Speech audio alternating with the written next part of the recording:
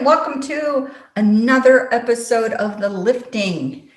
On today's show, which is episode 99, if you can believe it, we will discuss what is known as self-farming and the different methods used therein.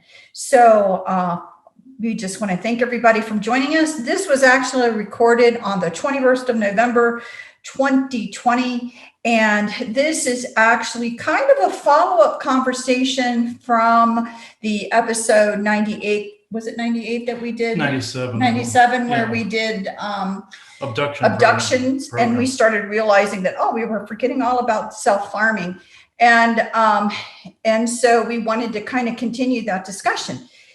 The other thing we just uploaded is that we were literally in Globe, Arizona, giving a talk that was kind of an introductory talk about our understanding and beliefs, and then some practical tools. So is that one just went up as well? Mm-hmm. Okay. So you guys probably, to get a better perspective of everything, want to watch, if you haven't watched those two episodes, the one on abductions and the one from Globe, especially if you haven't been following us for the past multiple years, because we really try to give a synopsis of our in general beliefs that actually then correspond with what we're talking about in general. So you may find that helpful. So today, really quick in the beginning, first of all, I want to say that we had an update on Zoom, and there's a rogue filter going on right now. So see, Chris has a mustache. See this mustache and beard thing? If you see it pop up on her, we were wondering what the hell this was. And I looked through all the settings possible. There isn't one of these. So the programmer is playing a practical joke. Somebody's playing a joke. So there's a rogue filter going on. So if I end up with a Fu Manchu mustache or whatever those are called for a little bit. Yeah, one of these. One of those. It's, it's just, you can't see it because I have hair here, but right, but you'll see it on me. Yeah, so. We were wondering what the hell that was, and it's a filter, but there are no filters that look like this in the setting. So I don't know. We don't know what's going on. This kind of is a serious topic, but we do not want. Somebody wanted to make it not serious. So. Yeah, and we do want to record, so we're going to do it anyway. So don't laugh too hard if you see it show on me, but it's kind of funny, honestly. And then because he's got the background, so he just has some background. So if we change his background, it's even more. We tried to change the background to move away from that, like put a space one, and it made this work. And it made it even more noticeable. So no, I'm not growing a mustache and beard, just to let you guys know. I pluck a hair every now and then. Rogue hair, women of my age do that, but not that. So non-existent. It will be a filter if you see it pop up.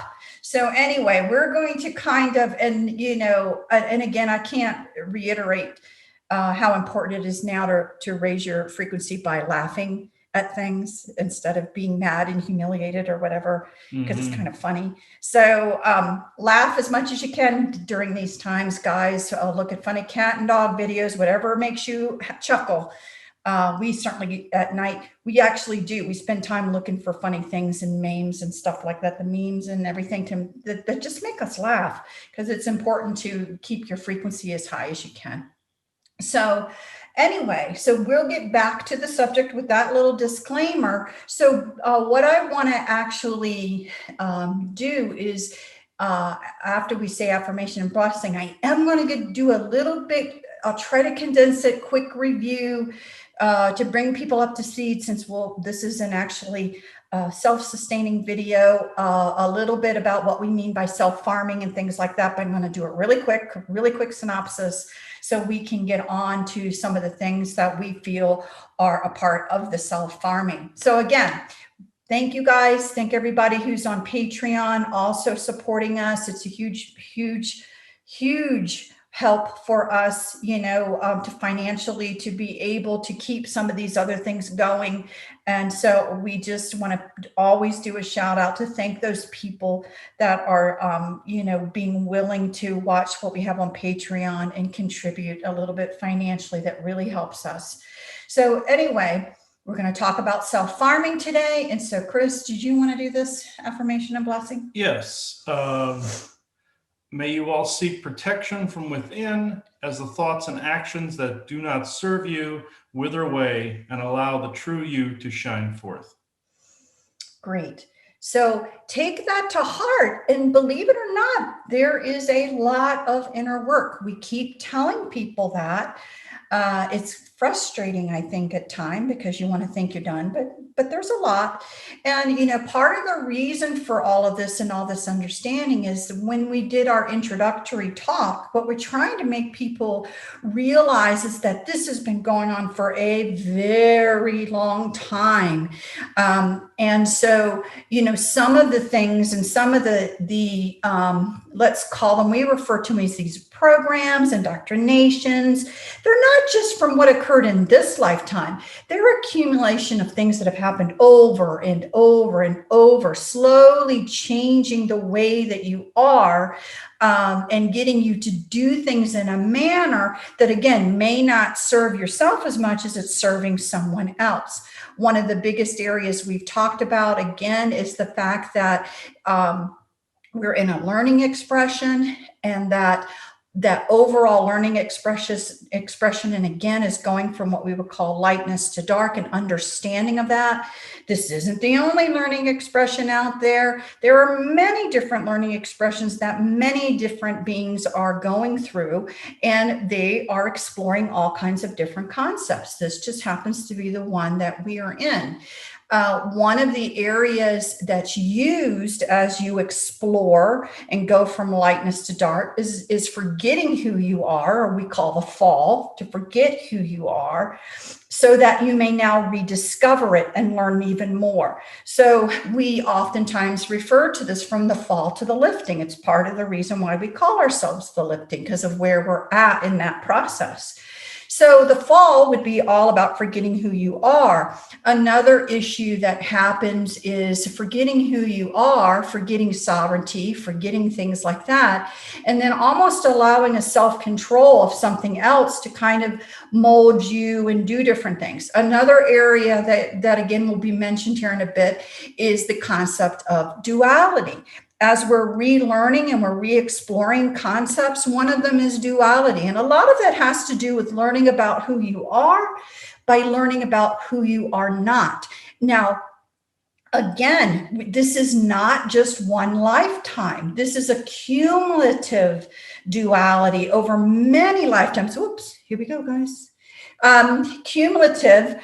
Damn distracting. Really, to basically, be able to, over a lifetime, on a higher soul level, to say, with all of this experience and with all of the stuff you've gone through, who are you? Who are you? And so in general, to be able to explore things in a way that help you define who you are. And again, we will be everything on the entire spectrum. Okay. If you can really be high in a loving way, you can really also be dark in a not so loving way. It is the cumulative of it all. So in that, many of us have gone through this and have done many, many, many, many lives and reincarnations, and you've done it all. You've been wonderful and loving in some, you've been miserable and mean in others. Okay. You've been victim, you've been the one who did the persecution. You've been everything. And again, even when we talk about the concept of saying, I'm a good person, part of describing yourself as a good person is usually you're saying what you're not, which is, I really try not to be hateful. I really try to listen. Well, how do you know what hateful is, and how do you know what not listening is? Most likely because you've experienced being the other way as well, and you're defining kind of who you are. So this is kind of really, really important in understanding that this is a part of it now. Now, one of the things, again, we were trying to help people understand in our intro lecture is that we are actually at a point where we're going to start moving out of the concept of duality, because we've already learned so much. ready to kind of go on for those that are ready and are going to start working in other areas of understanding, which is basically going to be that of understanding better what it is to unify and understand more about what that word love means. And so we're going to be kind of moving. But before we move more into that, or the process of going from one into the other, you've got to kind of really understand more about what is going on around you so that you can choose not to want this anymore, so you can move on into something else.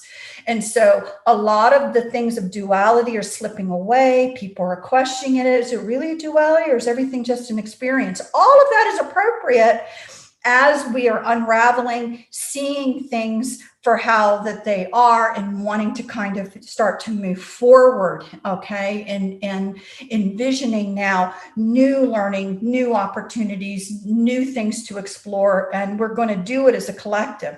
The real reason why all of this is now being done is because there's been a collective outcry, not just from those who think they are enlightened, okay, but collectively around the world, even from those that you may think are completely unenlightened, everyone's included, a collective cry for change. That's why all of this is occurring. And one of the things, again, you know, I think you described in one of the talks again before, think of the Earth Mother, even like taking a mat and dusting, and all this dust flying up everywhere, all of these energies coming in. People really messed up even in their own thought processes, because the goal now is to shake everything up so that you can visualize what's really going on, so that now you may make choices of how you want to move forward. Okay. So all of this is needed. And the sad news is that we don't, you have the right to the experience of going through it and doing it.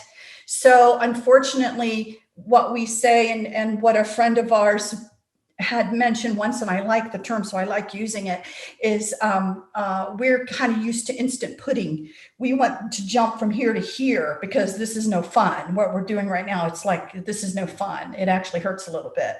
And so I want to jump all the way over to there. But we're going to learn how to move from here to there. That's part of it in our co-creative processes. And that's why all of this is going on. No one's holding you back. This is actually done on an energetic level. No one, virtually no one, it really is virtually no one, doesn't have junk in the trunk that basically they don't want to bring with them. So everyone's doing cleaning out. It could be thoughts, ideas, what I now want to do. It could be all kinds of things. It's all happening. And so that's why everything seems such a confusing mess. Another thing as well is the rate at which we're doing it is because there were many souls that cried out as well, that wanted it to be done faster than slower. So it is being done at a very enormous fast rate, again, which can lead to some of this uncomfortableness. And the energy seems to be moving like a tide, where it's going to get pretty rough. It will calm for a little bit so you can catch your breath. You think it's over. Nope, here comes the next wave. And that's what's been kind of going on, you know, and will continue to kind of go on for a while as we, again, really see the world around us like we need, you know, to understand it, so that we may now get rid of what no longer serves us. In historical perspective, you know, again, we try to explain about the concept of a dominating and controlling force coming in. And again, changing your thoughts, making you forget even more who you are and all of this stuff over time, getting you to do certain things in a certain way that would benefit them.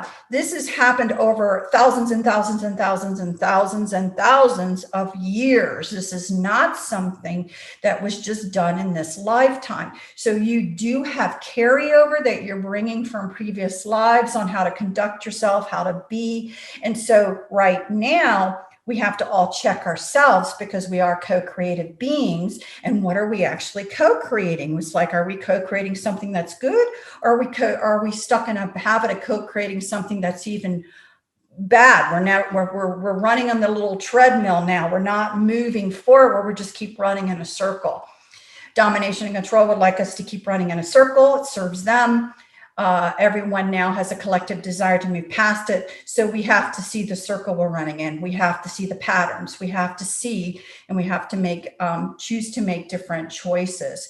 So this is called self-farming because, again, this is about the concept of over periods of time, getting people on that treadmill, basically that little hamster wheel, and getting people to just do it. Get up in the morning, you get on the hamster wheel, and you keep doing something that is no longer truly benefiting you, but is benefiting others. An experience or so of running through a treadmill, everyone is going to do. But when it's happening now over and over and over, wash, rinse, and repeat, over and over and over and over and over, you have well gone past your, learning, and you are now into what we refer to as an overage situation. So people have to break out of the overage situation in order, again, to understand things clearly, to move forward. So this is about the self-farming that has occurred. When we were speaking, and it was a part of the abduction scenario, is because people are literally abducted in order to be trained to come back and do something that continues the self-farming cycle. So it is a type of abduction that has occurred to many people. We are co-creative beings. We have the ability to move energies. So, there are going to be certain people that have strong abilities to move others around them with their energies. And if you were abducted to stir a pot and you are placed with very strong energies, you're going to be able to stir a whole bunch of people in their energies as well. And it won't necessarily be for everyone's highest good, just more of that repetitive cycle going on. So I tried to do this quick. I just want to give some thought process for you guys all to think about how long this has been occurring, well beyond this life.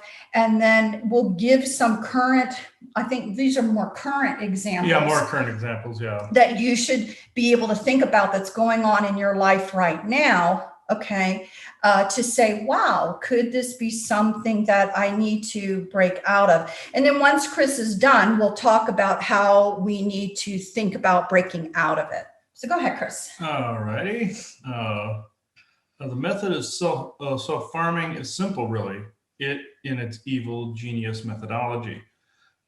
First off, when the Dark Ones invaded and infiltrated not only different times, but different societies, civilizations, and belief systems, they also invaded our very thoughts and how we view ourselves as a species. Here are several ways in which they have done this. Religion. This is the biggest one of them all. Get the people to give their will away to what would appear to be an absentee landlord, all the while converting others to their programming. If the conversion fails to work, start a new war of religion. My God is better than your God, which not only fuels these beings with the necessary energy, but ensures the farm continues on through the centuries with religious war over religious war.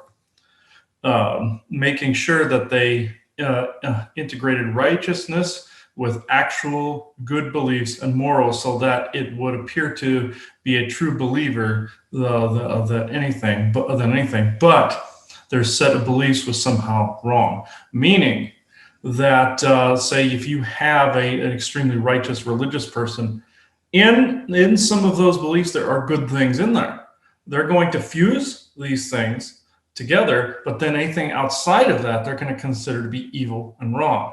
It's not going to be exact, so they're going to think it's wrong or evil somehow. The Spanish Inquisition, witch trials, all of that was played off of in history. It's somehow wrong, evil, immoral, or unethical. Hence the lifetime that I had as a knight for the church, whereas I believed the hunting and exterminating of witches or supposed witches was purging the world of evil. And I included that little mini recording at the end of yesterday's Galactic Interstellar Council. So again, religion, an interesting subject. One of the things that we hope that people will start to look at, because again, spirituality And the pursuit of spiritual beliefs does not end. It is going to continue. And there are many galactics who practice certain spiritual beliefs. So the goal, what you will see in general happen, and again, we spoke about this a little bit in the lecture, but just try to state it now, is that there will be, and there is now, people are reviewing the religion. People are reevaluating the religion. People are saying, well, do you think it was really meant that way or not, as far as in a positive, benevolent way? And people are going to be, questioning it and modifying it.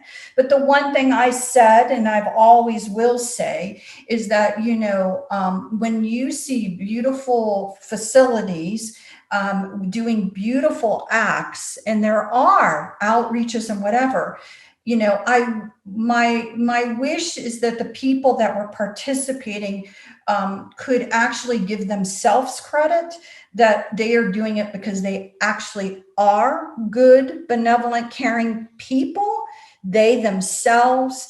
And they would probably do good, benevolent, caring things, whether they were under that church's steeple or not.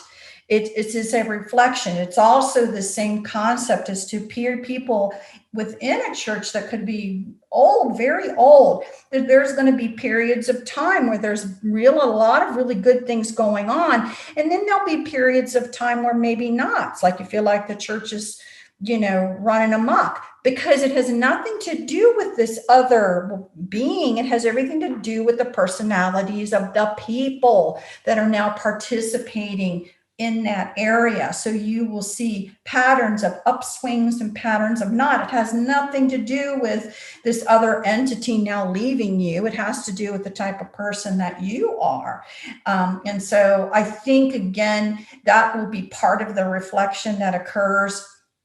And then, people gathering to do beautiful works, to do outreach, to show loving and caring, who can condemn that? It's a beautiful, beautiful thing. But people need to understand it's coming from within. And, I always want to give praise to those that are gathering to do beautiful works for other people. It's a good thing. No. So this will modify, as time goes on. Yeah. And also, as you always remember me talking about the different energy collections that were going on church sites as well, technologically, when somebody would cross into an area, it would be a contract to basically have their energy stolen. That's within not all churches, but all cathedrals, from what I've noticed, seem to have this.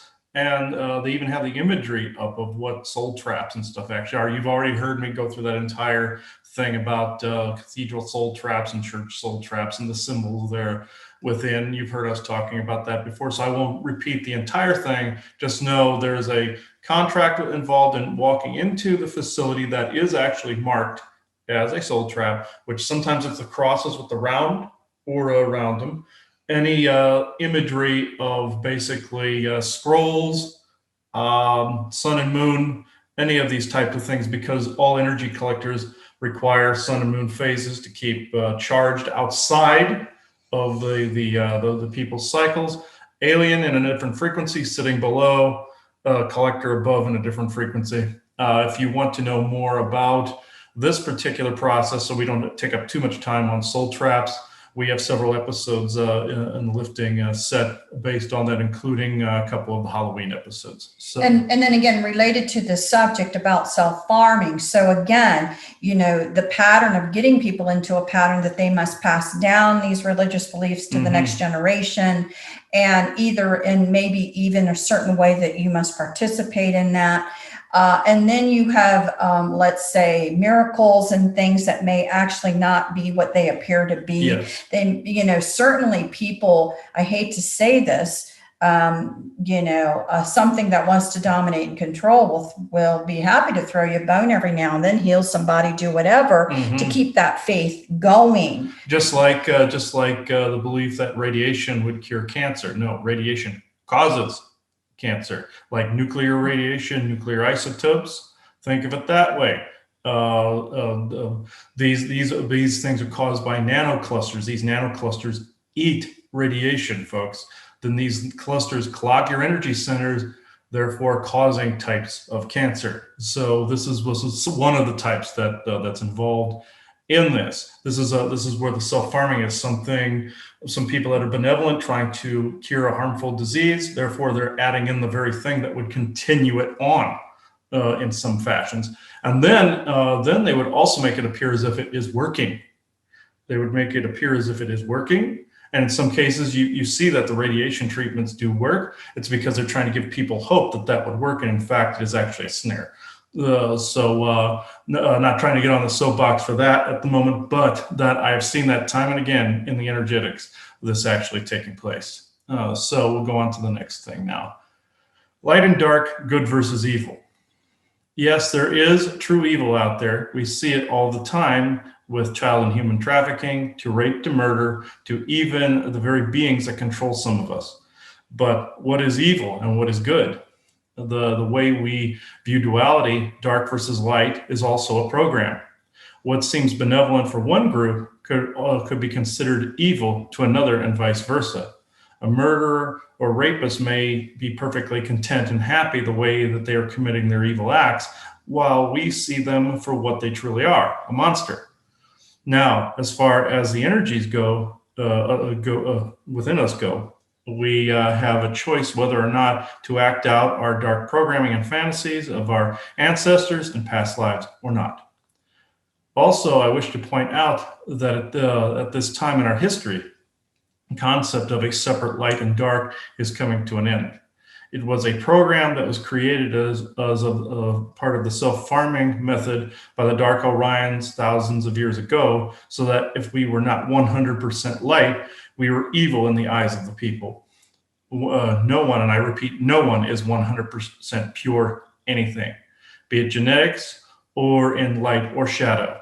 Technically, shadow is just less light, if you want to think of it that way. And people create this divide between dark, light. So no one is really 100% of any of that, genetics or light, or even DNA of any kind, even etheric DNA. We all have codes from other places. When they created this separation programming, you had either the choice of them playing the role of the angel or the role of the demon, either sending your energies above or below, heaven or hell. Either way, all roads would always lead you back to them and away from true unity within the self and with your fellow man. The I am right and you're wrong mentality. Now, with the true monsters, such as the Hitlers and the Epsteins of the world, yes, they are the evil being exposed so that true good and balance can prevail. But does this not mean how we view good and evil? The light and dark are as they seem to be. As they seem to be. The things are trying to make me stammer at the moment. As I've said, we are both polarities, but what we do in life echoes in eternity. And it's an interesting thing, the whole light or dark, depending on your perception. That's kind of how, really right now you need to take yourself back out and look at what's going on. You from your vantage point, from your particular truth, may have a certain way of seeing something, but if you could see it from another's vantage point, you may completely change your mind, which begs the difference of, well, which one is wrong and which one is right. And that's the point. We're going to move away from that, because what we've been doing is going through an experience of perceived issues, in order to, again, to reawaken and understand who we are. Now, does that mean in a societal way that there is going to be laissez-faire and anything is really acceptable? No. I can guarantee you that in a societal issue, there will be, very common belief systems of how you operate. Some of them are going to obviously revolve around children and the protection of children as they grow and mature to be able to make their choices later on, right?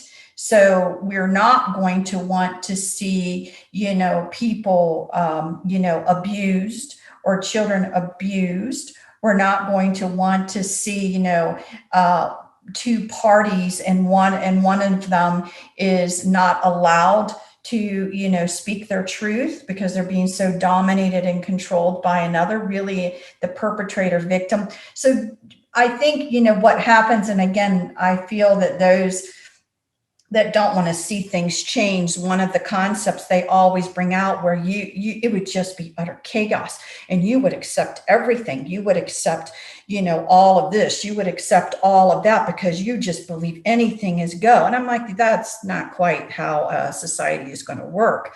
But what you're going to have is kind of a great honoring and a great coming together in a sense, in that unity of, some societal standards, that are considered acceptable. And we've experienced so much of being taken advantage of that we're probably going to be moving forward with not liking at all someone who is being taken advantage of, unless that is the experience that they actually are seeking out in the moment to understand it better. But normally that really will not, be for a lot. It's not, something we'll try to protect children. We'll try to protect people from being sexually abused. All of these things like that, don't just go away. There will be standards. We will be moving into some better understanding and agreements and co-creativity. So I just want to say that because there certainly would be naysayers who would start this other bullshit. And that's really what it is. They're just trying to derail people right off the bat, but it's not what anybody actually thinks. Mm-hmm. The next part, politics, red versus blue. This one is one of the biggest societal distractors of all time. Get the people to fight over another set of fundamental beliefs. Environment versus business, even though they can very easily coexist. Gun rights, freedom, storing supplies, growing one's own food versus those who don't feel it is needed. This is one of the bigger ones out there. Get someone to believe that their guns are being taken away, and in other cases they are. In some cases they are, and get some to believe that preparedness is evil, weird, and wrong. Again, fighting occurs from outside influences, energies are taken, and the cycle begins again. Let me see, domestic disputes fall under this. Even one I didn't add to my list here, the whole language issue, English versus letting somebody speak their own language. Oh, that person's talking about me in the background. No, you're just being paranoid. That's a political issue I forgot to put in here. I run into this all the time. People are thinking, oh, those people are talking about me. Even if they are, who cares? Just go about your day and leave them alone. And who cares if they're actually speaking your language or not? Just let them be and you be. And it's interesting because, again, it's something we've said before, that in the transition of those that are in the position now of domination control, it's not like they plan on leaving. They're going to try and reinvent themselves. What the plan really was is to bring in more, let's call them angelic looking, more beautiful people, more people, this, that, and the other, because, we tend as a human race to kind of get fixated on that. And then if we kind of in our minds, especially those that are religious, put an angelic connotation to it, then you will tend to want to believe what they're saying and think there's some really goodness going behind it. The best example I want to give you guys about that is actually going on right now. And so please pay attention to what people are saying, okay? And the example I'm going to bring up, which is completely trying to tear people apart, completely trying to not allow a unity to occur, is, for example, and again, to basically say, my party has now won.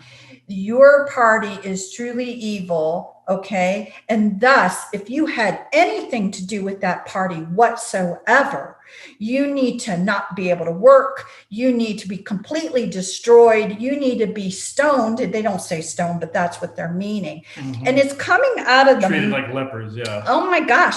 Coming out of the mouths of actually some pretty good looking people who are sitting there saying the most evil and vile things as if it is acceptable. As if it's fact. As if it's fact, and it's how you should treat somebody else just because they didn't believe in what you believed. Now, this is an exact same pattern of what was done during the Nazi times. Go back and look at your history, where, people came out looking so beautiful, and they were saying, so this is how they need to be, treated now because of this. They actually have this belief system, and, they shouldn't, again. So you've seen it. If you haven't, you need to look for it, and it's going to be coming out of the mouths of some pretty nice looking people that, you need to listen to the frequency of the words coming out of their mouth. You need to learn, again, that discernment we've talked about. Is this really how you feel you should be treating other humans? Is this in any way try to heal or unify? And though out of one side of your mouth, we need to heal and unify, and the other side, we need to destroy these people that were a part of this before. It is the most to me, it is so in your face, but a lot of people haven't even noticed it yet, as far as very ugly, evil, vicious, unbelievably vicious things that are being said that are the opposite of what they're touting on the cloud, because they really aren't promoting unity. They really aren't promoting that. They really do want to continue to divide. They really do want to continue, but they're going to do it with this face of an angel. So it's an amazing thing right now. So look for this, and then just close your eyes if you need to. Just close your eyes and to listen to what's being said. Don't let your vision fool you on what you're potentially seeing. So just look for it, because it's occurring at an unbelievable rate right now. And again, well, what do we do about it? We'll talk about that towards the end. Yes, and also there are people out there that they promote non-competitive co-creativeness, and they're anything but in private. It's like it's supposed to be practice what you preach. And I know you're not supposed to be judgmental either, but this is just an observation. This leads me into the next category: business competition. The idea of the exercise is not who has the biggest parts, everybody, but who can create and innovate the best. The real idea is to be in non-competitive co-creative mode and not be concerned with what another company is doing, creating, or stealing. Also, when it comes to base forms of technology or the techniques used therein, see it as a form of an update to an already existing idea, and not one that you own, i.e., or example, intellectual property. Competition outside of sports, that is pointless and breeds more animosity between said parties and creates more distractions, as well as more energies that the dark ones can siphon off of. Here is an example.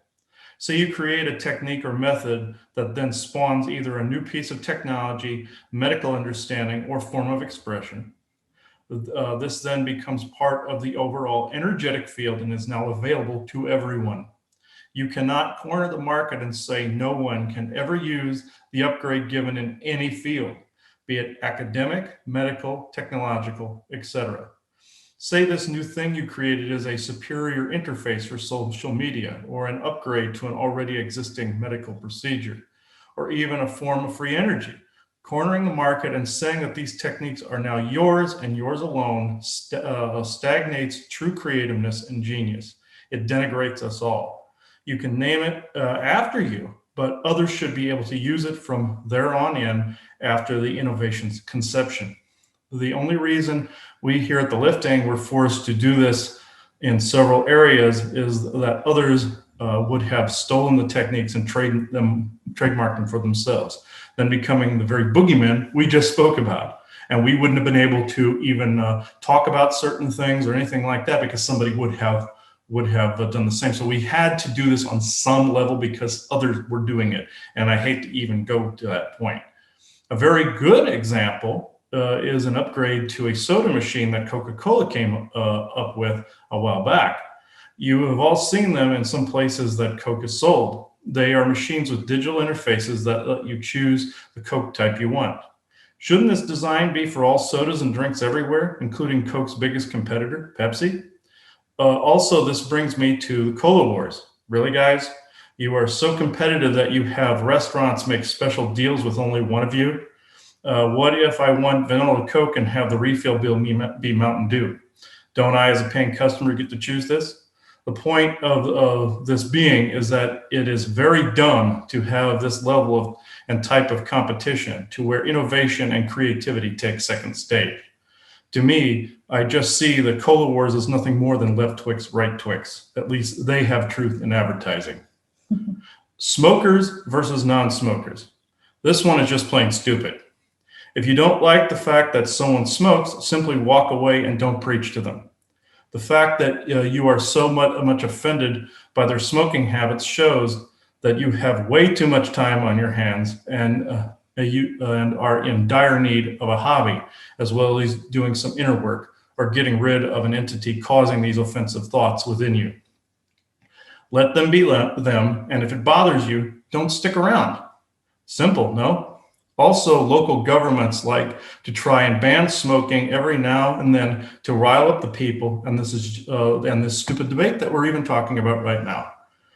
The idea is give it no fuel and smoke at home. Don't demand restaurants and other businesses cater to your habits and needs.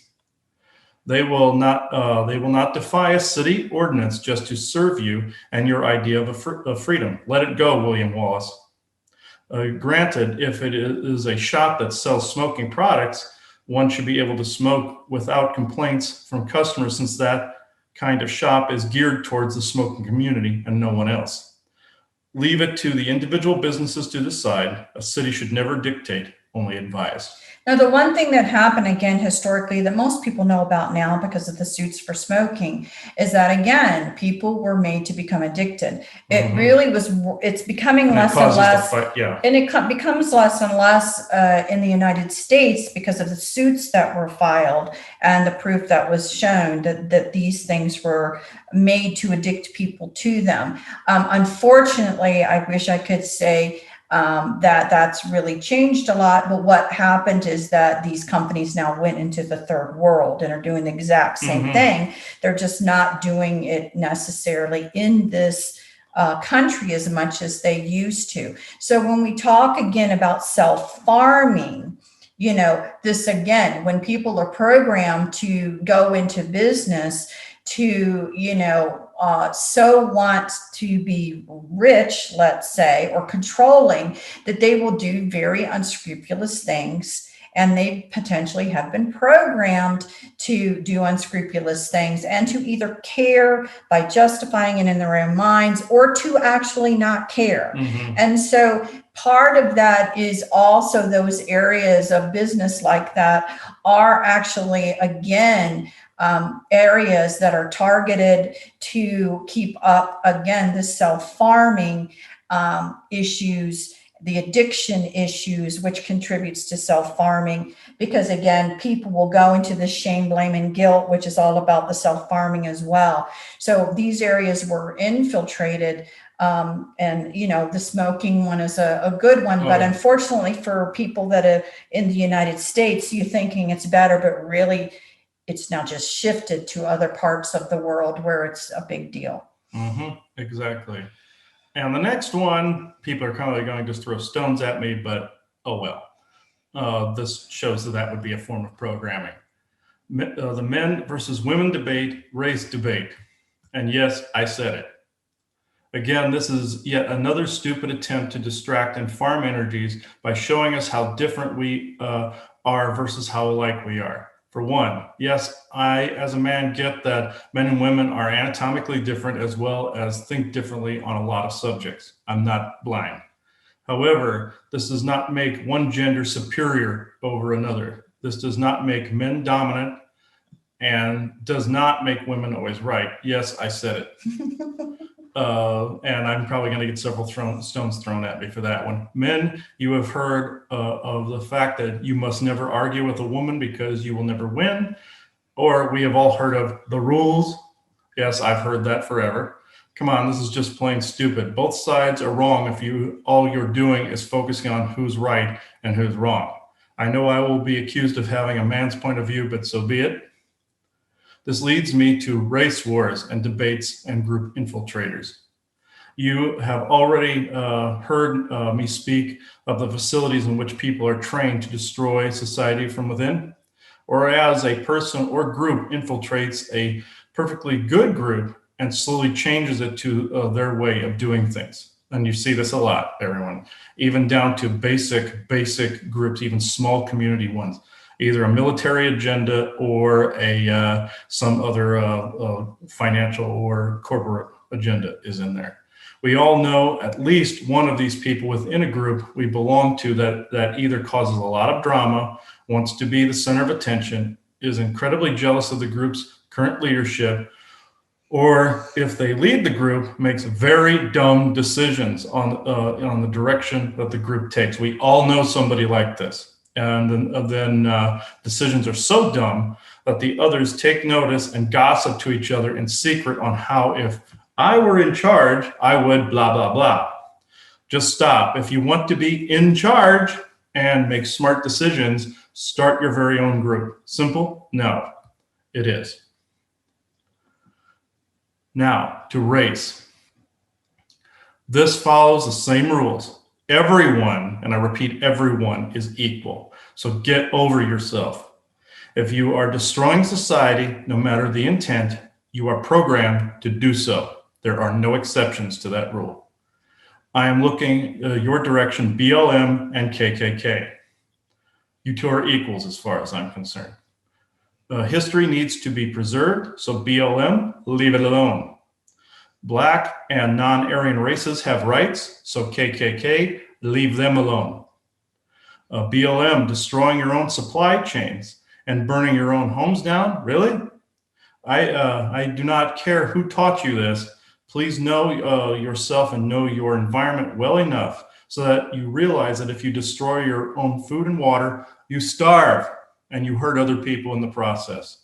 This is a vicious programming given to you by your masters that you claim you do not have, so that they have an army that they do not have to tend to.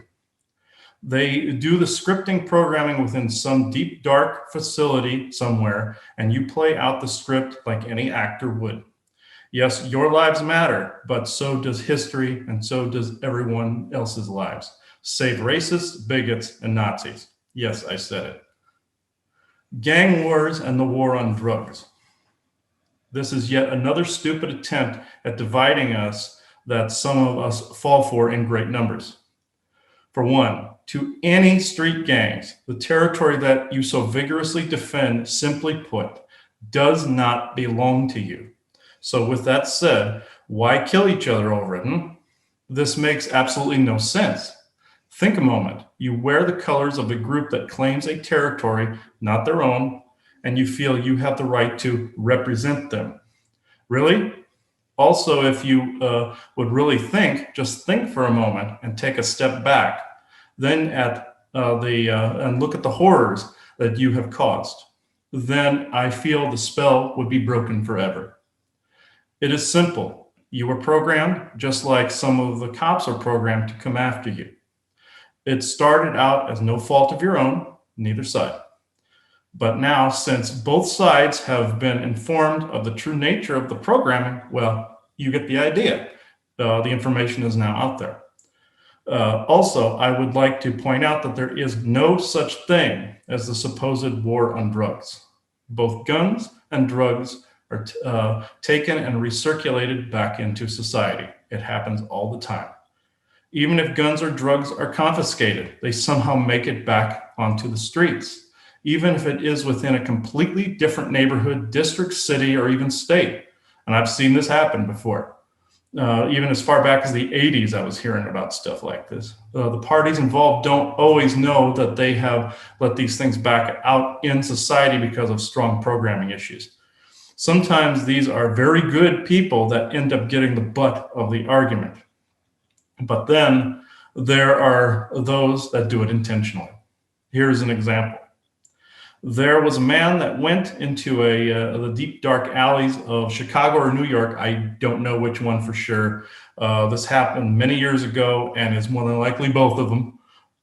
He went into areas considered to be very dangerous or hostile to white people. I'm not being racist. This is how people view this. And you know I'm right. So don't cast stones at that. That's how people view this and say it. He went back into the alley system as far as he could go and found in a small tucked away part of the alley, because a lot of these are mazes. They look like a rat's maze. If you would go through some of these in the inner cities and everything, and in the project areas and everything, they are massive. He found a flat wooden crate. Upon opening this crate, he found various guns and ammunition. You see, the cabal wants people to fight amongst themselves. This gives their alien masters energetic fuel. We all know this, but did you know that these gun and weapons caches are all over the country, even the world? Imagine for a moment if street gangs found these weapons caches all laid out in front of them. You guessed it, gang and drug warfare that serves no one, save the elite. These weapons caches can also be found in various buildings, such as office buildings, parking garages, and even maintenance buildings, crawlways, and passages. As we have said in previous episodes, I don't know how far back it is, folks, so I can't name the episode. It's been a while. Almost 100 episodes here, so I don't really remember. These rooms are made available to any programmed person that they want to have rob a bank, shoot people in a crowd, shoot up a school or office building, or even blow up a bomb on a crowded street. And this happens a lot. You see the news, that is the one thing they do have, right? They simply just trigger the programming within an abducted or targeted person with either telepathic influence, waves from technology, or even an alien themselves is present to nurture the programming. You see, the poor unsuspecting person is either abducted, programmed, and placed back down here with the programming intact, or it is done as a child within the MyLabs or secret programs such as MKUltra, Monarch, and the like. You see, this makes it so that the aliens have very little to do after the programming is successfully implemented. Hence the term self-farming in this particular respect. It's installed and you don't have to do squat or hardly anything. It is even humans now that put the bulk of the programming in right now. Those people are programmed to obey and constantly defend, while the malicious alien groups sit back and bask in the glow of ignorance and violence. So dare to be different. Know yourself well enough to know when you have been manipulated. I am not saying that it is easy, but I'm saying it is well worth it in the end. Jobs you hate. We have all heard the phrase, well, back to the old salt mines. Well, why do you feel that the old salt mines are your destiny? Did the thought ever occur to anyone that you can change your reality with a single thought? Well, you can, and you do not need to ever feel trapped within your job or career, nor do you need to feel limited by your job and career choices. I have seen people so scared by not having a job that they cannot think of anything else, nor will they entertain any conversations that do not talk about how they would find a job or where they can. Yet again, folks, this is programming. One of the worst kinds, in fact. This type of programming utterly convinces you that you must work till you die instead of finding true happiness. I have known many people that have manifested a completely different reality than the supposed daily grind and are better for it. They're more creative. I have also known people to completely waste their lives away on a job they hate because they feel they have no choice. Yes, you do. You always have a choice. Or there's been programming installed in there by a parent saying, have a strong work ethic. Yes, but also have that strong work ethic towards what you want to do, not towards a boss or towards a daily grind job. One more point that I would like to make is that the daily grind mentality is a script that is broadcast out there by not only AI voice to skull technology, but is also nurtured by negative telepathy and subdermal implants that send commands to the brain and reinforce the programming. And this does happen in a lot of cases. They could be etheric implants or physical. This was loosely touched on in the pilot episode of Futurama, whereas all people were expected to fill a job that society felt that they needed to fill. They had no choice in the matter. Even though that was a funny cartoon show, it was still closer to truth than you think. Therefore, people stick with crappy do-nothing jobs their whole life and never do anything with their life. They are simply filling a space that someone else demanded that they fill. That sequence was also trying to get people to co-create that programming 1,000 years from now, even people. They were trying to get you to say, oh, it's always going to be here. It's always around. And it's just going to get worse. You know, they were trying to co-create that.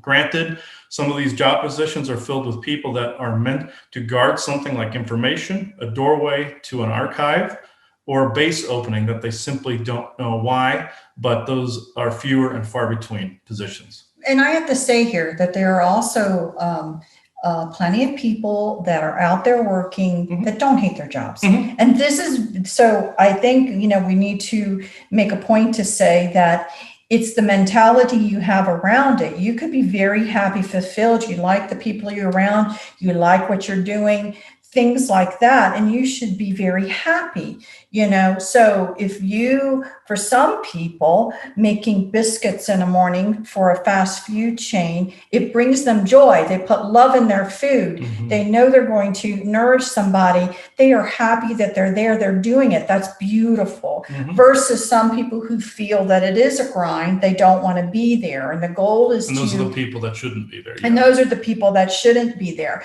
One of the most amazing things about talking with some of the Galactics happens to be regarding, you know, the fact that they necessarily aren't in this money system, right? A money exchange, but they're doing their jobs. They see a purpose for it. And even, you know, watching a monitor or doing something to some people may feel mundane, but they don't feel that way at all. They have a bigger sense of purpose. Most of them, they are doing something that is actually, you know, not taxing them. They feel they're a part of something and everything. And that's what we're talking about.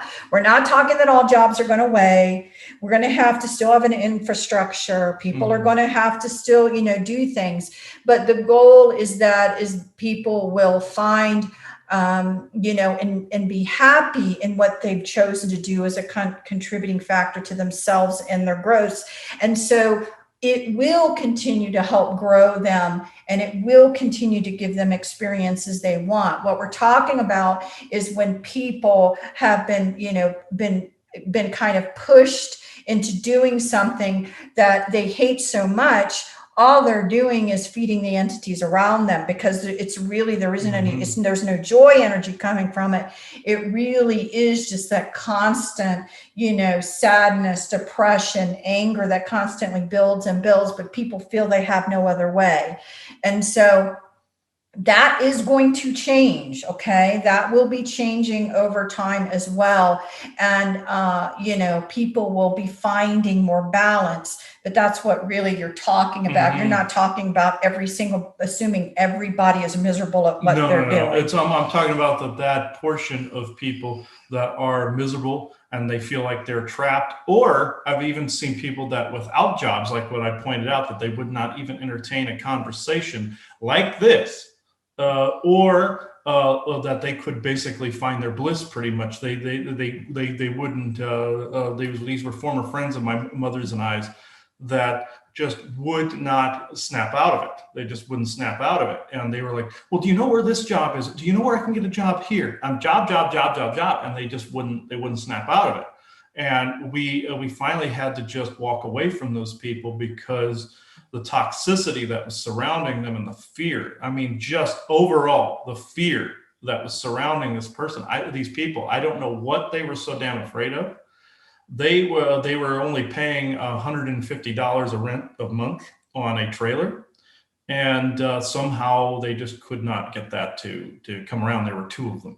And one of them was on paid disability. So I'm not quite sure how that was actually, how that much fear and programming was surrounding these people. Again, this was a This was not necessarily a complete judgment. This was an observation of what was going on. Nobody understood at the time why they were acting this way. Now I understand it. So we'll go on to the next thing.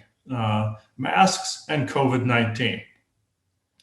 I would be very certain that some of you will be casting stones on this one too, as new as this is.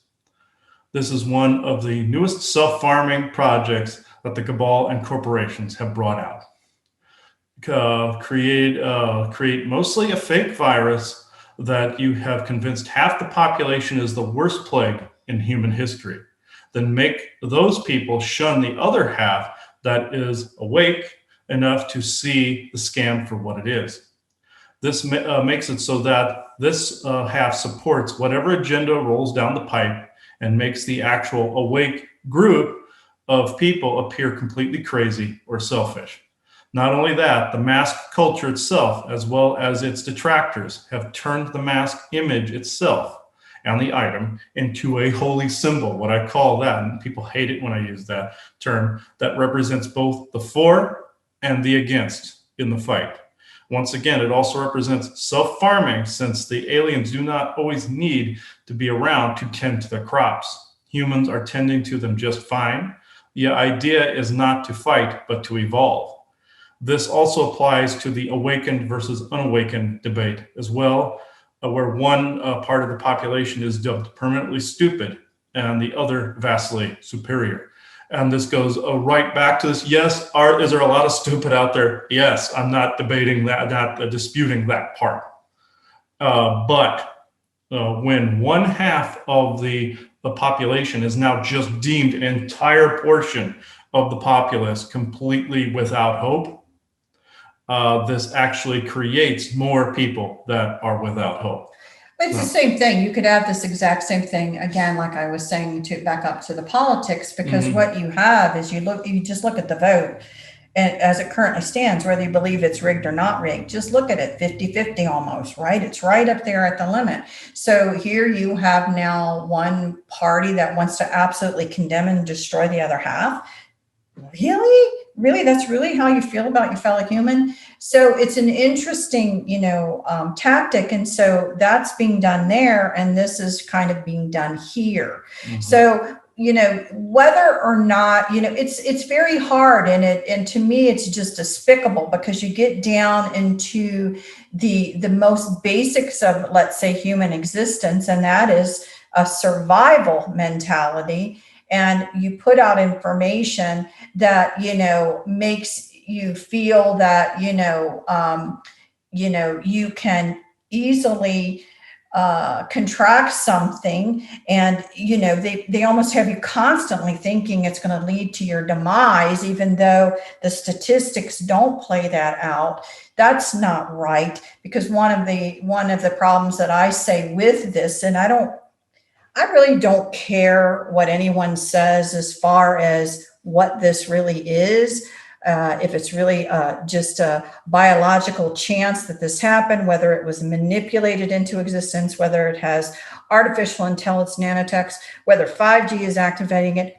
Okay, it doesn't matter. Yeah, something's it's all happening. True, but it's all there, and something's happening. People are really dying of something. Okay, which is not as many as what's being told. Right, you're not getting the proper epidemiological type of proportionings. You never get zero. You will never get a zero guarantee of anything. No. It's not going to happen. Epidemiology becomes into probabilities and things like that. Yeah, so they're trying to. It's out there. Yeah. They're trying to make people think that it has to be zero. Zero is the magic number, but there is no zero in this. It doesn't work. It goes back to that there's nothing pure. Really right. It doesn't work that way. So now this mask issue, which is kind of funny, because every mask person. Those don't work either. Puts clearly on their box medical masks of what it will and won't do. And so if you read that, it's like, wait a minute, what is this saying? However, because we're dealing in probabilities, and that's what you guys have got to understand. When you're dealing in probabilities,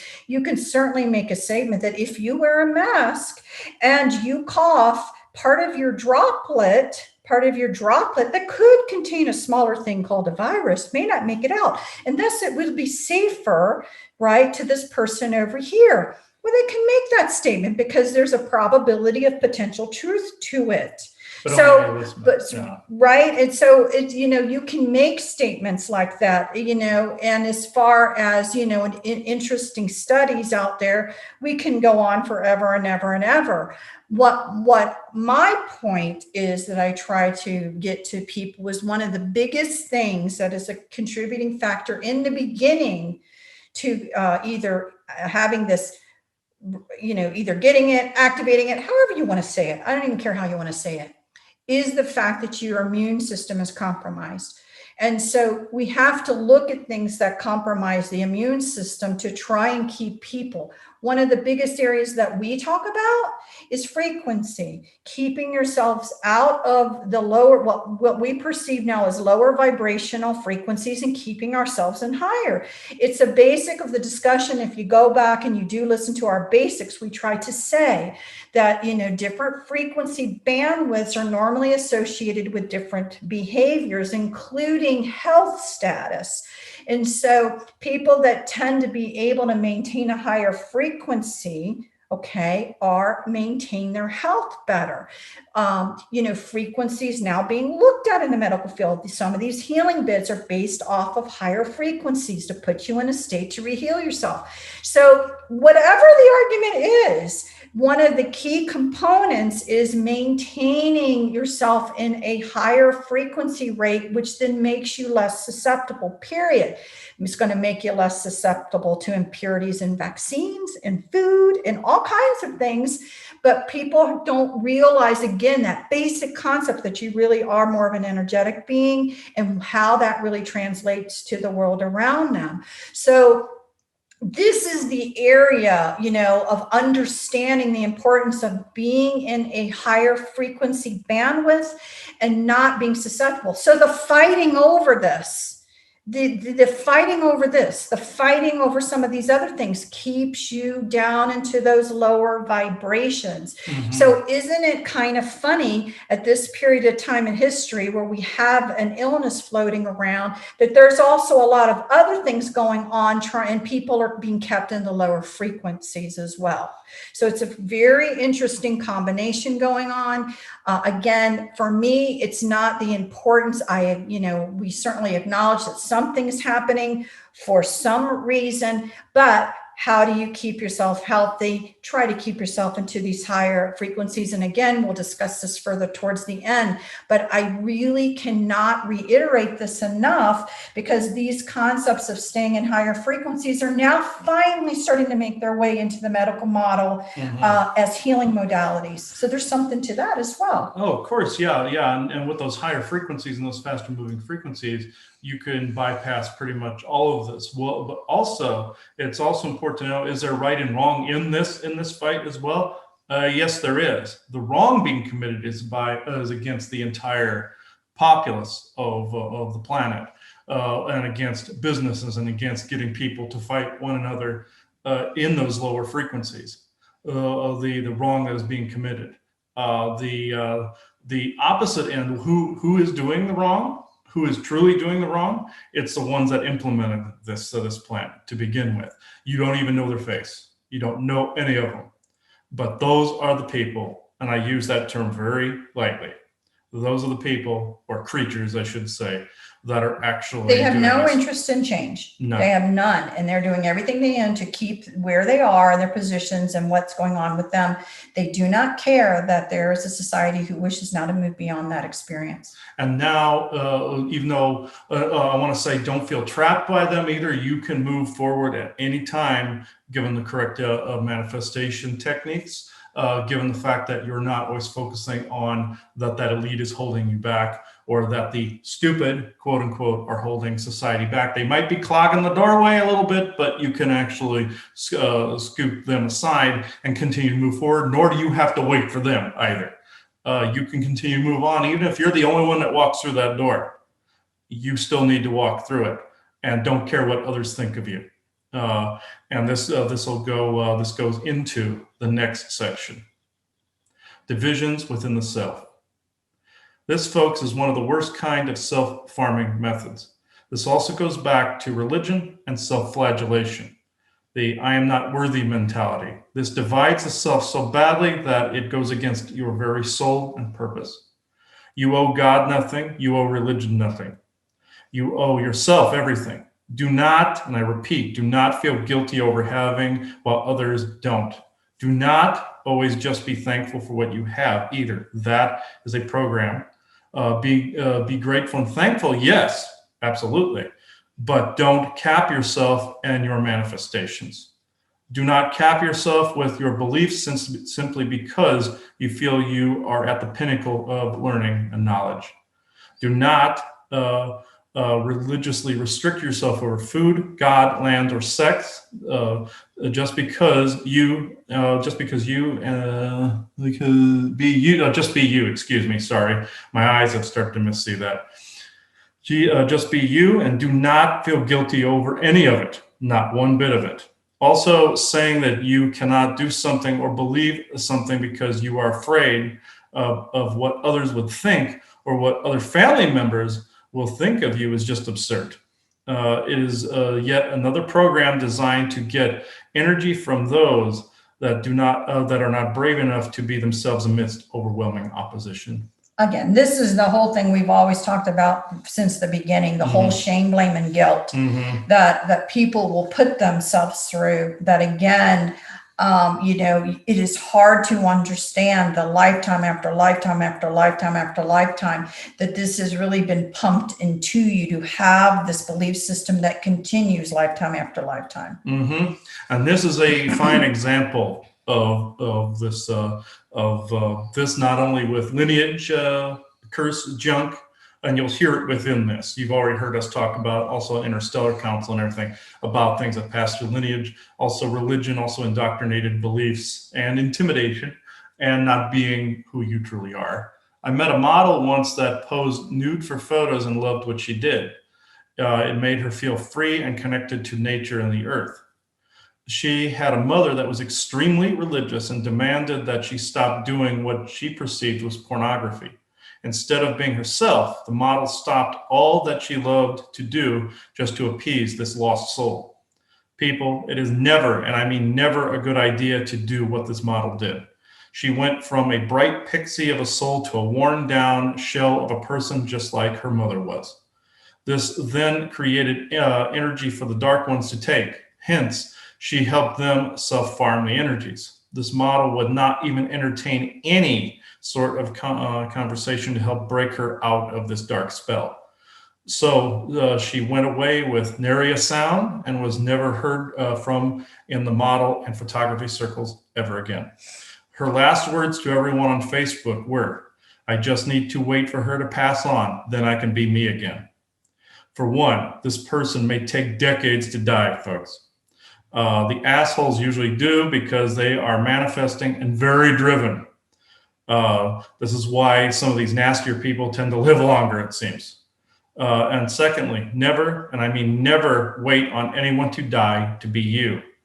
You will one day meet this person in the afterlife and be able to see things a bit more clearly with them, realizing it was that person's job to push you towards your truth and not away from it, unless it was your job to be an example to others on what not to do.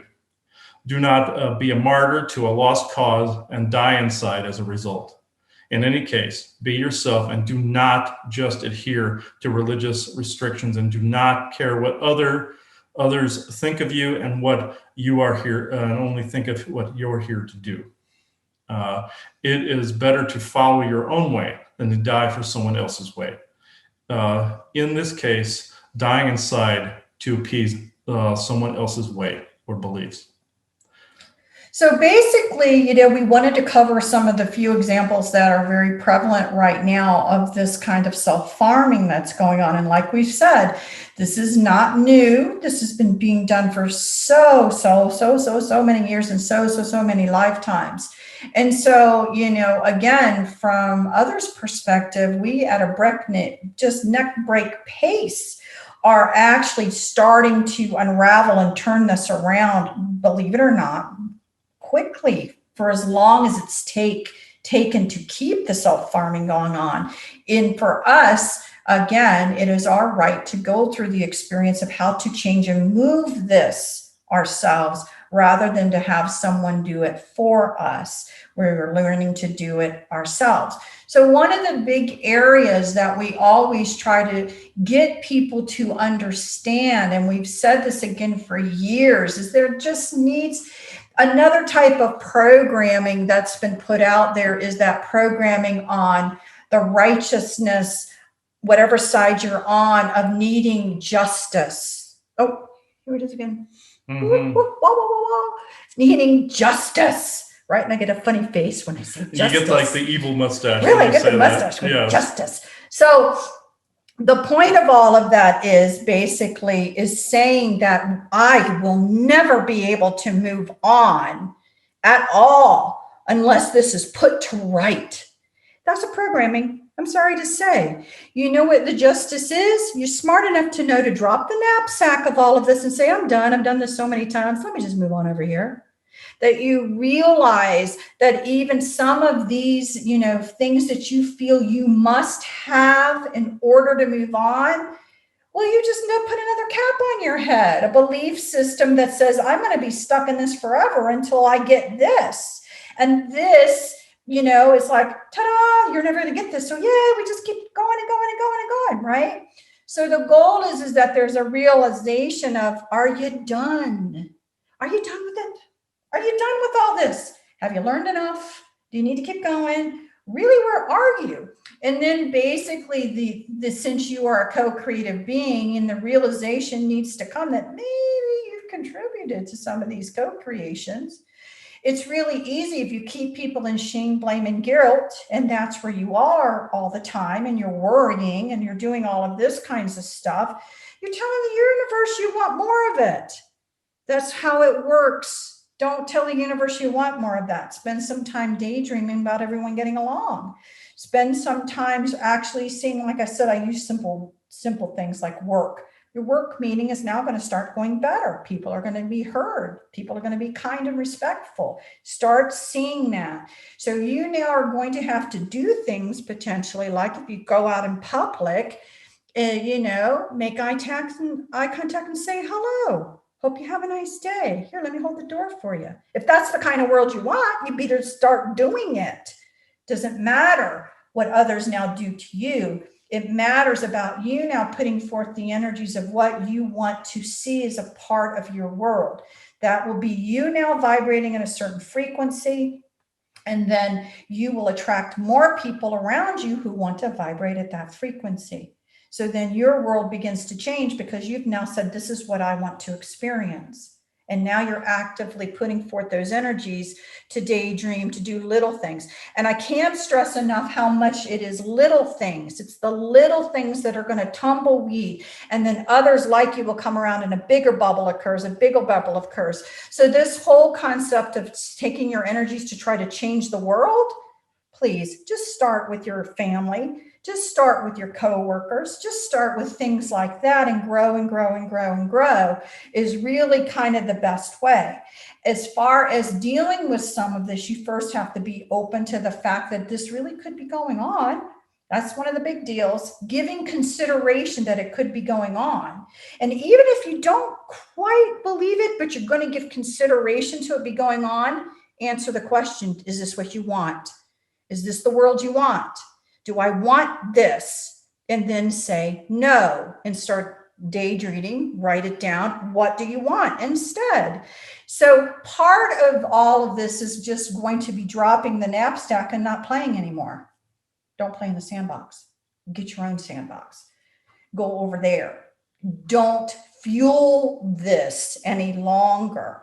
Okay? So it is something that everyone has to understand how they were a part of it. So now they can actually then choose to no longer be a part of it. And this is now how I'm going to focus my time.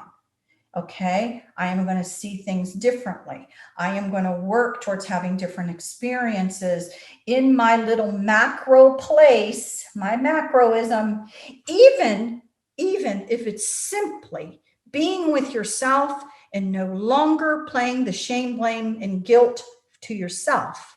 And that's why we say, again, it must start with you. You need to drop some of the stuff, the self-farming of what you're even doing just with yourself that is contributing to energies going someone else. Be very selfish with your energies, keep them, and stop doing that. Stop what's going on. Stop and just do things like that. And that's part of how we slowly break out. You must have realization of what's really going on in order to change it. So again, as we've said before, there's a lot of effort being put with a lot of different energies and a lot of different energetic beings that are the Earth Mother and people that are intentionally whipping it up, so that it can be a little bit more in your face, so that you can make a choice that you may not want this anymore. And then what do you do about it? Well, don't engage with it anymore. Really, if you have someone really bad in your life that you don't want to engage in them, I mean, literally give them nothing. Just sit there in neutrality. Daydream something good is there, blah, blah, blah, blah, blah, blah, blah, if you need to. Don't give them the energies to be able then to feed off and to do what, just don't. And, it's going to make them mad. I'm going to guarantee you that. It could break up some relationships. I'm going to guarantee you that, but shouldn't they be broken up? If you cannot be, in general respected, and the whole goal is to just feed off your energies and keep you going. So you have to think about all of these things. You have to start with yourself. But this world of, the concept of self-farming and all of the intricacies of it is now coming up, and no one is exempt. And I just cannot reiterate that enough. There is no guru who actually knows everything and who's doesn't have some junk in the trunk. Everybody's got junk in the trunk.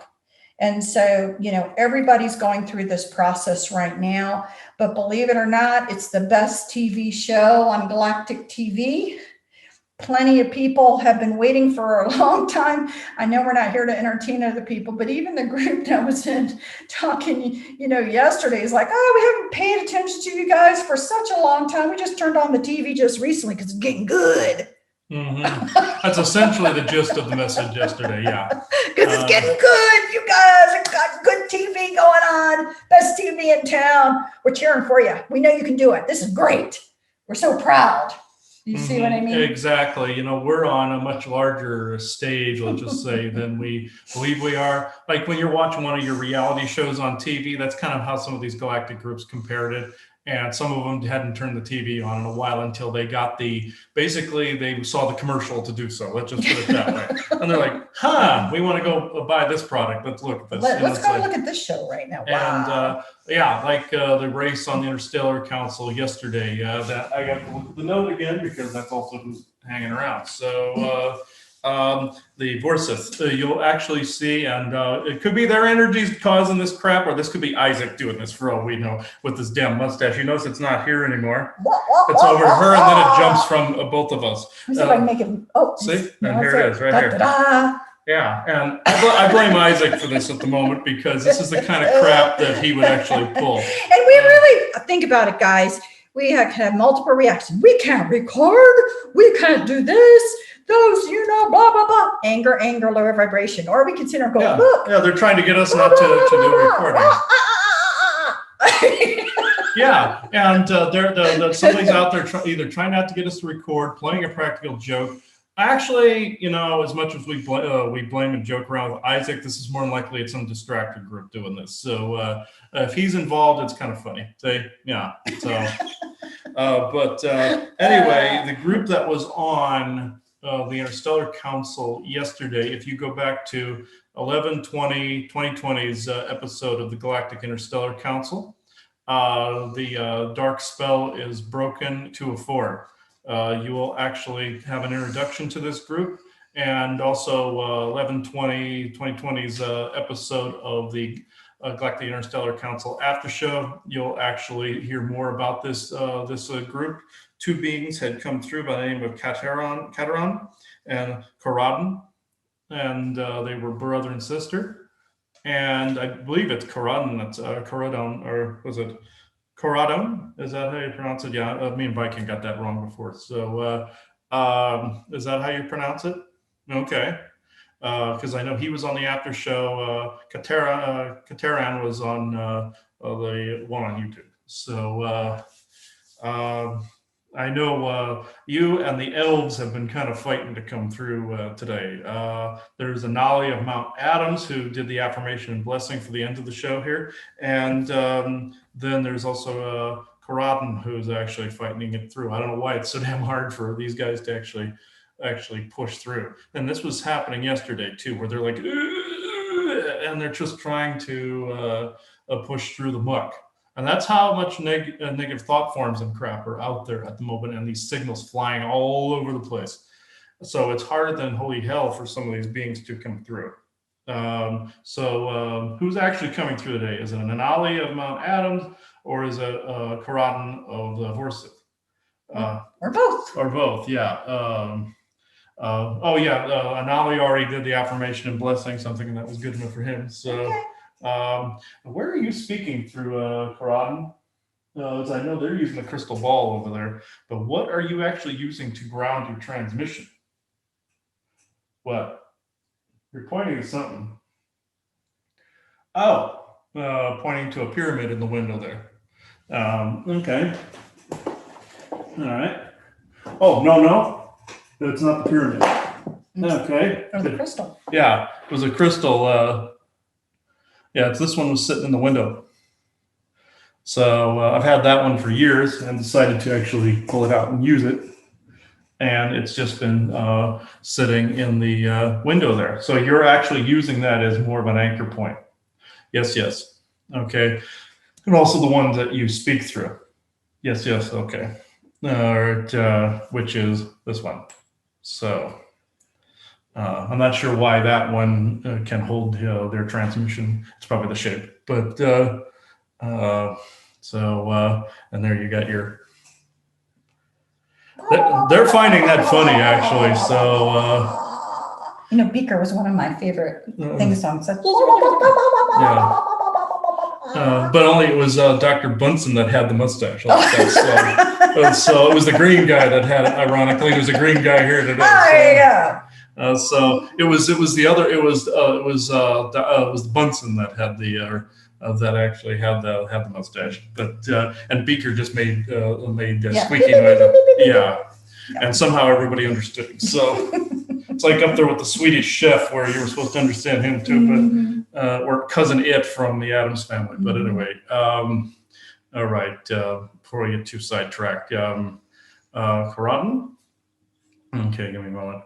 Yeah, there's that itchy throat thing again, like I had yesterday, right here, folks, right by the Adam's apple, right up, actually Adam's apple here, but just below it, severe scratchy. I don't know what it is with this species, if it's just an energetic side effect or what, but it's like this weird, like it's not a tickling, it's just this weird, like somebody's itching the inside of your throat. I don't know what it is, but with them. All right, Karadin. Karadin. No, there we go.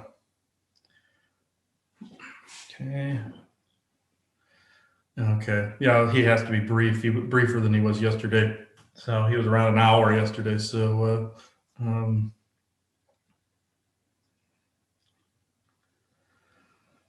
we have been revealed to you now at this time of change within your society. The subject that you are presenting today on self-farming is a fantastic one. All of these different arguments within your society have now been uprooted through the verbalization which you speak now.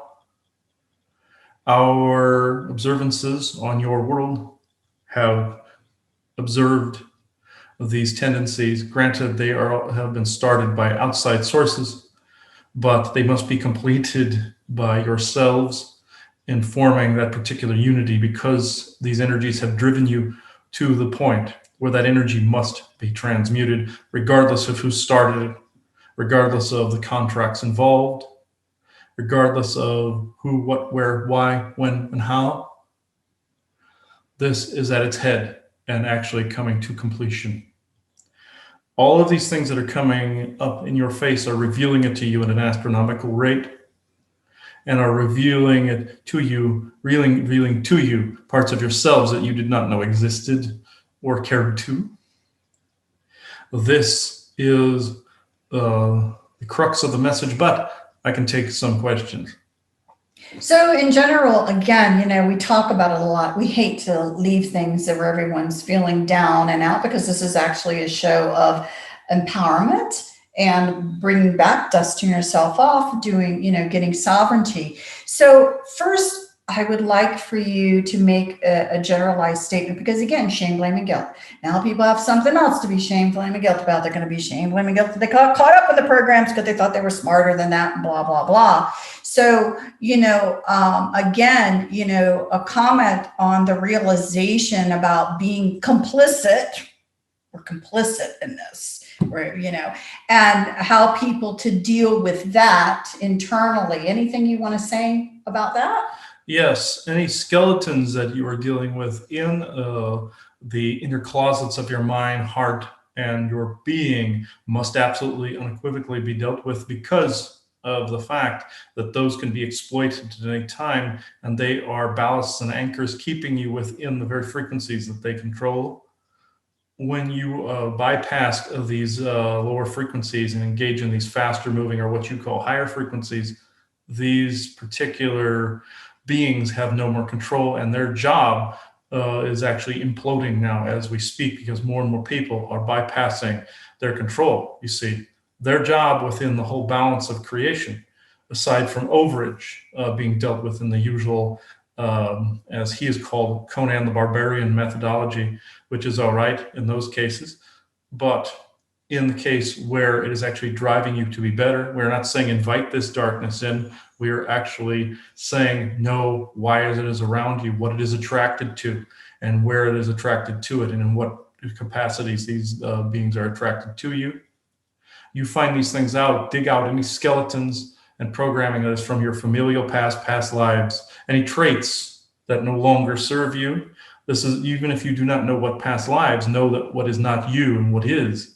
This will relatively suffice, unless there are some more advanced situations certain people that are further along in the path have to resolve. These particular instances will then wane, and you will see more of a freeing up of the energies. You are at a point, and a crucial point in your history, you call the event, but it is the event within the self. The event within the self is what was referred to by that, not just earth changes which are taking place, and also some more heinous ones that are actually being quelled at the moment that people know nothing about, that we have observed. It is the self that actually changes the environment around. People always think if they change the environment around, it changes the self, which, yes, in overage cases, if you get rid of the entities around you, the negative ones, yes, then you can be more accurate about looking at the self, like with your orgone devices or with the cleansing and sagings and whatnot. That is actually very helpful, but it is ultimately the self that then can actually be more complementary to any devices and external protections. So the other thing I want to bring up is the concept of, a benevolence for your highest good, whatever it is that, again, which for us means, you on your learning track to learn what you want to learn without overage of interference, trying to keep you from having your experience, but in that allowance of having it, which may mean you're going to bump up to something uncomfortable at times, or you may have a little bit of a bumpy experience because you needed that for whatever this lesson is.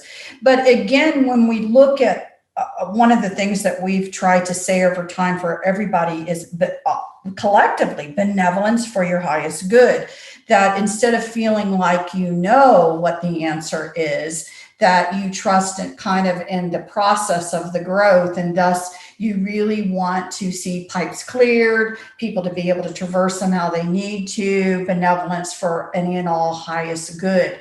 So the one area that I think I think we have started talking a little bit more on is the self-capping. It's like the clog that you literally put in your own way to keep yourself moving for potentially your own highest good.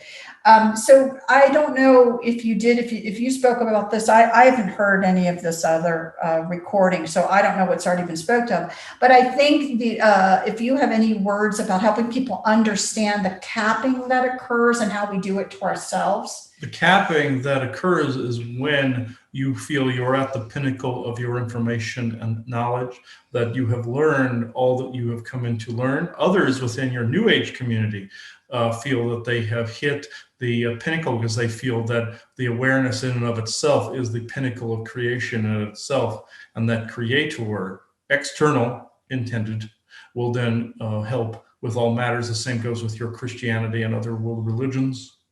This is simply not true. This is a form of capping. This is a form of giving energy away.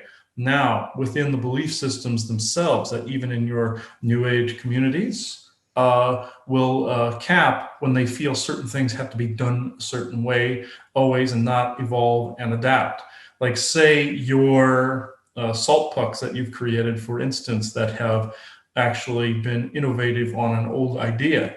Some people, even unbeknownst to you, are actually seeing those as more of a bastardization to an ancient technique that was tried and true. Now, in another area, where some people have viewed himself as not supposed to be removing entities from around people, let's just say, because they feel that they're supposed to remain for a lesson. What if that's an overage? They don't acknowledge the overage.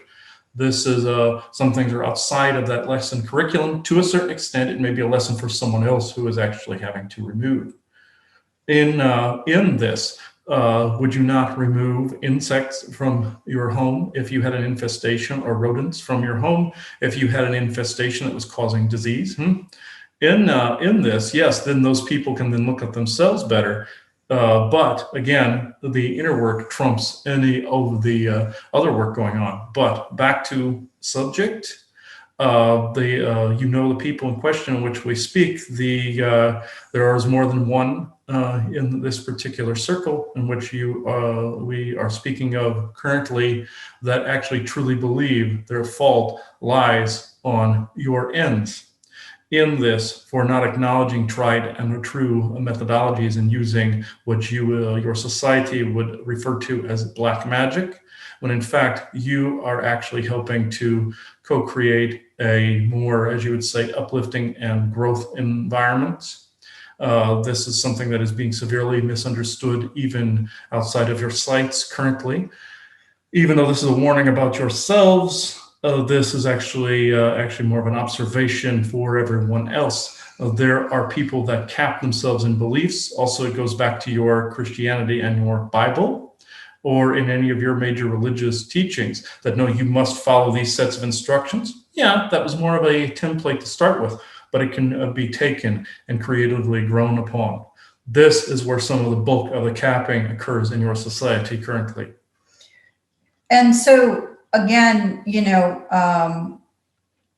is an interesting thing, the dynamic of how when you cap your belief system and you feel that you're trying to be of service, okay, how easy it is then to move yourself into a caretaker mode almost, and you become self-righteous about it, let's say, so that you feel now your job is to push down or to stop or to do something.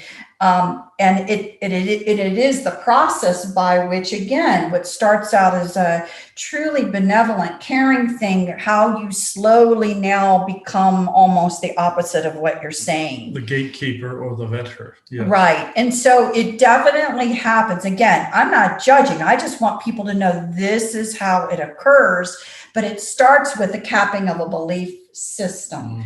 And so these things really do happen. I will say, just on a side note, that,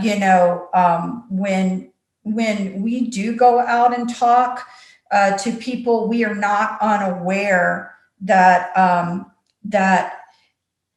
this potentially could happen. We're not unaware that we could potentially, especially going out in the blind, where where you don't really know, who your audience is, that anybody in this position then could now run up against somebody who may have a different opinion about what you're doing and feel the need to assert themselves to potentially stop you or something like that. We are not naive to that. I guess I just want to point that out. We're not naive to this could potentially, be done.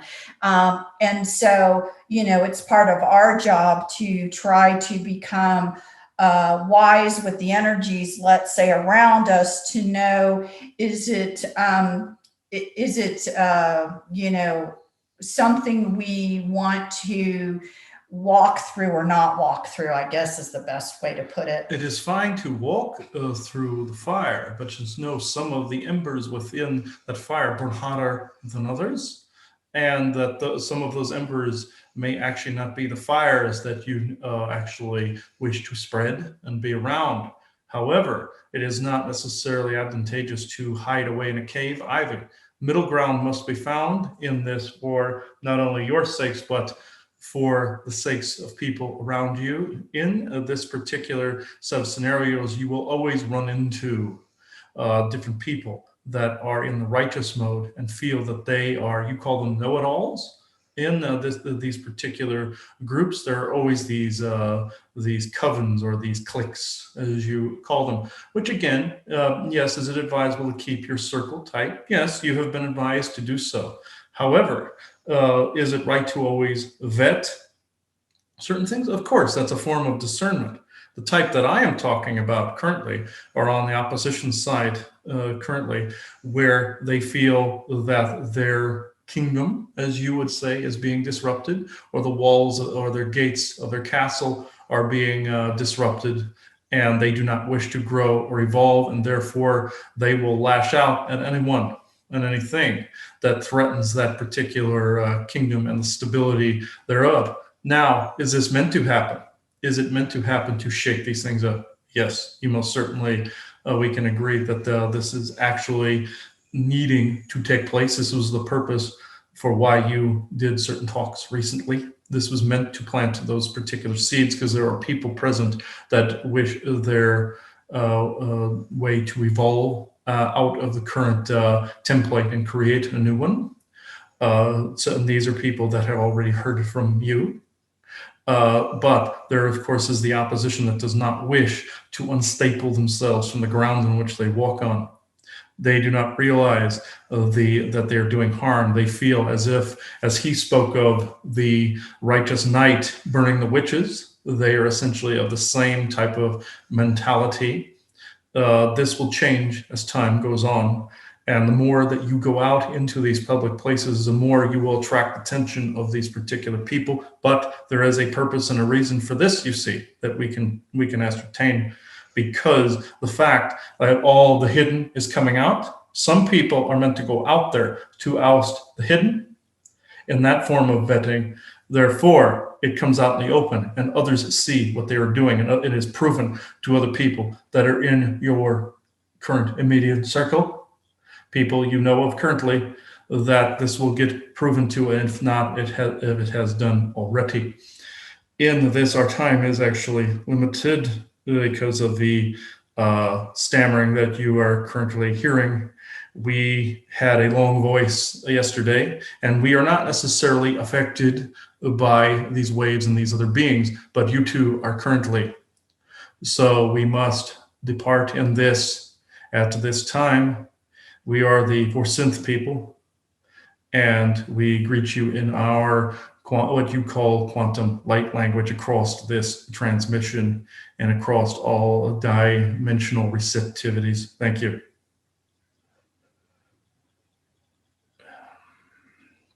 So one of the reasons, actually, the last question was kind of brought up, was not just about Chris and I and our adventures, let's say, but some of you out there are venturing out. You're venturing out and having conversations with different people, or, doing different things. So this doesn't just apply to Chris and I. You need to just understand that, again, the desire would be boom, boom, the path is clear, that you're not going to run into any of this at all. Your guides are going to protect you, and you can have these conversations, and it's going to be kumbaya. We're ready. Everybody's ready. No, they're not. So, if you're doing this, please understand that, part of some situations that you could find yourself in that maybe the public wouldn't be aware of, but on an energetic level, there's an uncomfortableness going on, let's say, at the kindest way to put it, that it could be something that was meant to be and not just this, smooth sailing, that an uncovering is still bringing things up,